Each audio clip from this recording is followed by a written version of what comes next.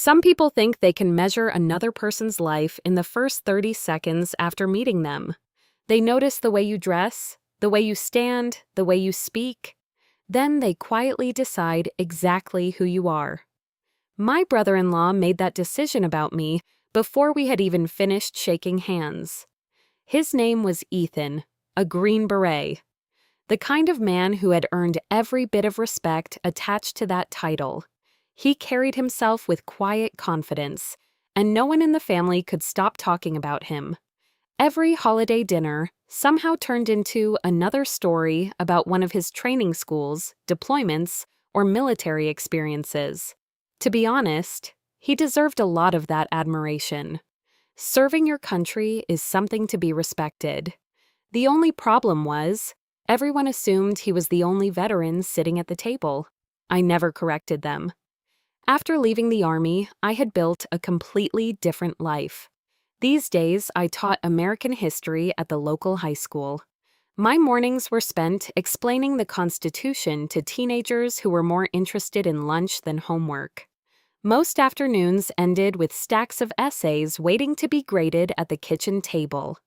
It was a quiet life, exactly the one I wanted. My wife understood that. She had known me long before anyone called me Sergeant. She also knew there was a reason I never spoke about those years unless someone genuinely asked. The family barbecue was supposed to be simple. Good food, bad jokes, kids running through the backyard with water balloons, nothing more.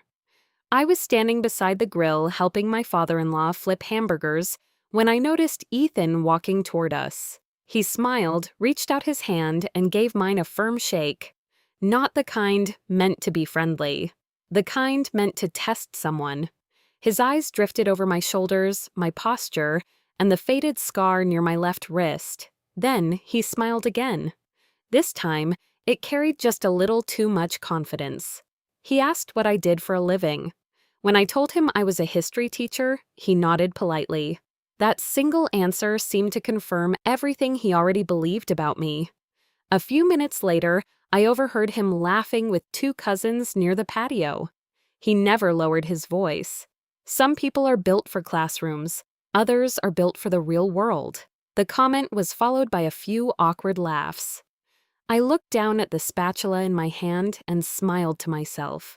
He was wrong, not because I had something to prove, but because he had judged a chapter after reading only the title.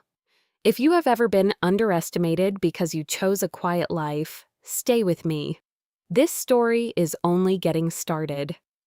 Lunch had barely ended when someone dragged a pair of folding mats out onto the lawn. It started the way most family competitions do. One cousin wanted to see a simple self-defense demonstration. Another insisted Ethan should teach the kids a basic escape technique. Within minutes, half the family had gathered in a loose circle, holding paper plates and cold drinks, while the younger kids pushed to the front for a better view. Ethan did exactly what everyone expected.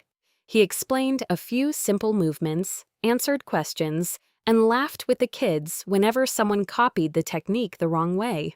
He was good with people. That was never the problem. The problem arrived when my father-in-law looked in my direction with a grin. "Daniel, why don't you help him out? Just for a quick demonstration." A few heads turned. Before I could answer, Ethan chuckled. He waved one hand as if he had already made the decision. "Do not worry. I will go easy on him." The backyard filled with quiet laughter. Nobody meant any harm. To them, it sounded like harmless teasing. I smiled and set my drink on the picnic table.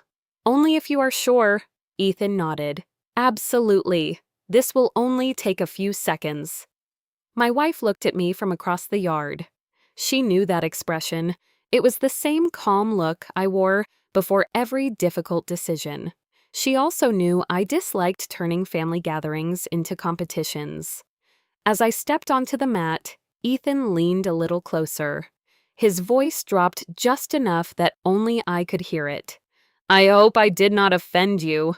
I shook my head. "Not at all." Then I offered him the same advice I gave my high school wrestling team every season. The fastest way to get embarrassed is to underestimate the person standing in front of you. He smiled politely. I could tell he thought I was joking. Around us, conversations stopped. Phones slowly came out. Someone whispered that this was going to be fun. They were right, just not for the reason they expected. The match had not even started, but one of us had already made a mistake. The moment we shook hands, I noticed the same thing I had seen years ago in training. Ethan was confident, maybe a little too confident. He expected me to react first. Instead, I stood still.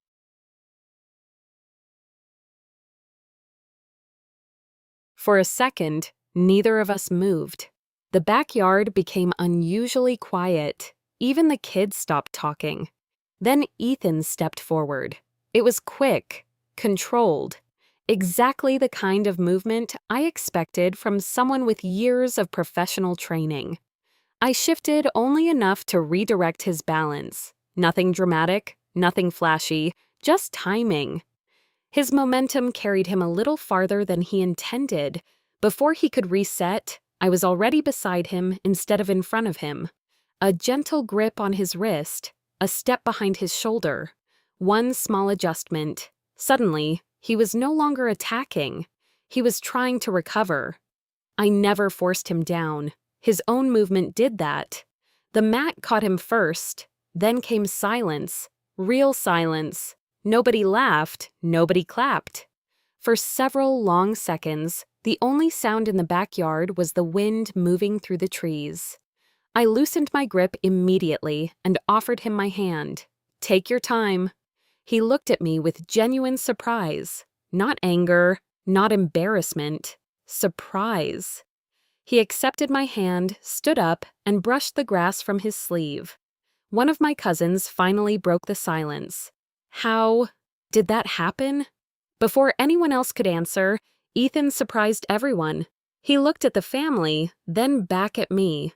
That was not luck. His voice carried something it had not carried all afternoon. Respect. He studied me for another moment before asking the question nobody else had thought to ask. "Daniel, where did you learn to move like that?" I smiled.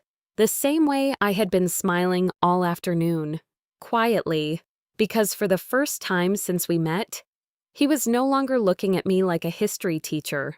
He was looking at me like someone whose story he had not finished reading, and I still had not told him who I really was. Nobody rushed back to the barbecue. The food was still on the tables. The kids had gone back to playing. But the adults stayed where they were, as if the match had interrupted more than just lunch. Ethan walked over carrying 2 bottles of water. He handed me one before sitting on the edge of the mat. For a moment, neither of us spoke. Then he smiled. "I have been trying to figure you out since we met this morning." I laughed quietly. "There is not much to figure out." He shook his head. "There is. Nobody moves like that without years of training. You stayed calm the entire time. You never chased me. You waited. That is something people learn through experience, not YouTube videos." I looked toward the backyard where my students would have been if this had been one of our school field days. "Most people know me as a teacher. That is enough for me." Ethan nodded slowly. Then he asked the question again. This time there was no pride in his voice, only curiosity. "So, where did you learn it?" I finally answered. Years ago, before I ever stepped into a classroom, I served as an Army Ranger. A knee injury ended that chapter earlier than I expected.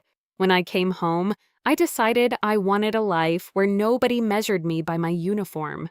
Teaching gave me that chance. The backyard became quiet again.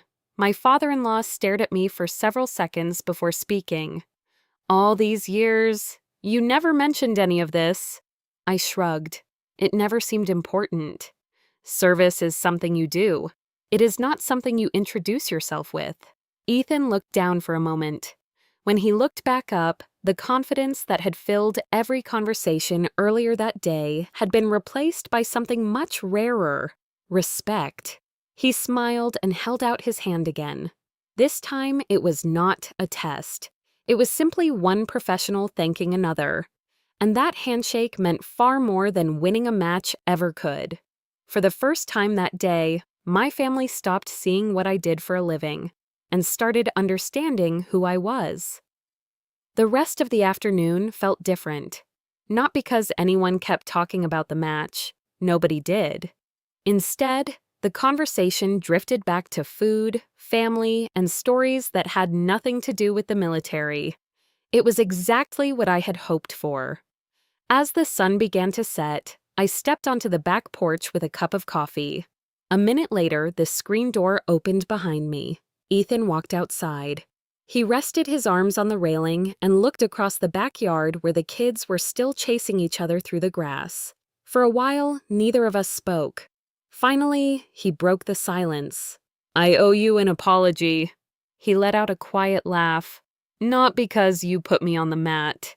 Because I decided who you were before I knew anything about you." I looked at him and smiled. "We have all done that at some point. The important part is recognizing it." He nodded. Then he admitted something I respected even more than his military career.